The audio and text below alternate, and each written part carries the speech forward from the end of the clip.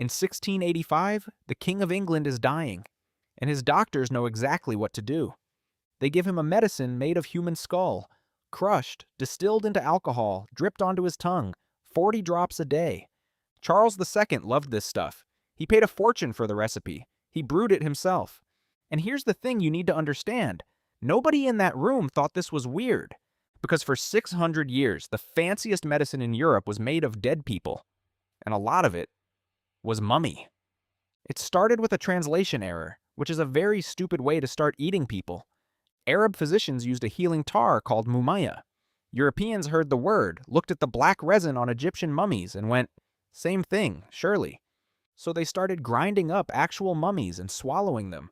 For headaches, for bruises, for basically anything. By the 1500s, every self-respecting pharmacy in Europe stocked powdered dead Egyptian on the shelf, right next to the herbs, a normal Tuesday purchase. And this wasn't a peasant thing. This was a flex. King Francis I of France carried a little pouch of powdered mummy on him at all times, in case of emergencies. And it wasn't just mummy. Your well-stocked pharmacy also sold powdered human skull, human fat to rub on sore joints, and, for epilepsy, a cup of warm blood, fresh from a just-executed criminal. There was even skull moss, a lichen scraped off human skulls left outside to rot. The premium kind came off a criminal left hanging in a cage. You powdered it and stuffed it up your nose to stop a nosebleed.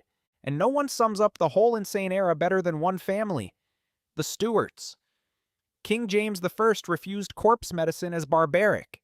His grandson, Charles II, brewed his own human skull. And Charles I?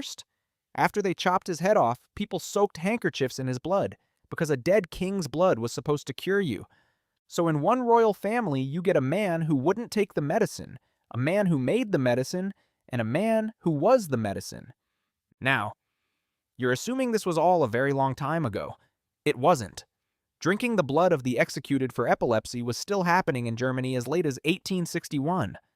Oh, and one bonus, and I'll be honest, this one's more legend than fact. The mellified man. Supposedly an old man ate nothing but honey until he died, got left to steep in honey for 100 years, and became a sweet you'd break a piece off of to mend a broken bone. Here's the part that actually breaks my brain, though. These weren't medieval peasants fumbling in the dark. This was the age of science. The same brilliant men measuring the planets and inventing physics were also, on the side, confidently eating people. But demand got too big. Egypt started running out of ancient mummies, so the market did what markets do. It faked them. Dealers took fresh bodies, executed criminals, plague victims, enslaved people, dried them, coated them in resin, and sold them as thousand-year-old pharaohs. So the medicine a European gentleman swallowed for his headache was often a person who'd been alive and murdered weeks earlier. And here's the reversal that should stay with you. This is the same Europe that was sailing the world calling other people savages and cannibals, while it ate processed human corpses on doctors' orders. The historian Richard Sugg puts it simply: the real cannibals were the Europeans. Okay, deep breath, because they weren't done. They also turned mummies into paint. Mummy brown was a real popular oil color made from ground-up Egyptian mummy, and European masters painted with it for 300 years. When the painter Edward Burne-Jones found out his favorite brown was made of an actual person, he carried the tube into his garden and gave it a proper burial. And the paint outlived the medicine. It was finally discontinued in 1964, not because anyone was horrified, but because, and this is a real quote from the company, they'd run out of mummies. Corpse medicine didn't die because it was disgusting. It died slowly as doctors got embarrassed and actual science took over. But it never fully left. We still transfuse blood. We still transplant organs from the dead into the living.